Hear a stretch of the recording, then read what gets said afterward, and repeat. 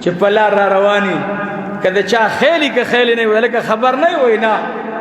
سکول نه ستاسو هلکان څنګه راغلل یاره وایي زموږ هلک خو راغی څه غږ وږي ونه کړو ویل لکه زموږ خو اول نمبر راغلی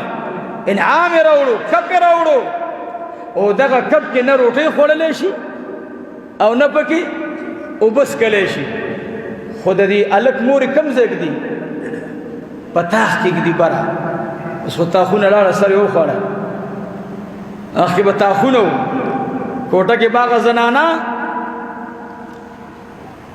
چې به راتله پسخې دیوالونه به زمونږ خپل نو دا موږي به پکې ورکړي وو هغې نه به یې پړی تاو کړی او په دې پړي باندې د پاسه به یې داسې خټې مټې اچولې وې نو په هغې تخت باندې به قرآن شریف هم پروت و اکثر به قرآن شریف په دروازه کې ایښودلو چې دې لاندې زو راځو د برکت لپاره نو په دې تاخونو باندې به لوښي پراته و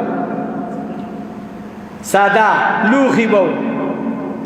تاخ باندې به د بچي انعام ځای اوس نشته ځکه هغه ځای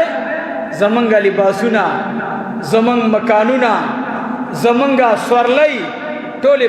بدلې شو لا بدلیږي الله دې آینده خیر پېښ کړي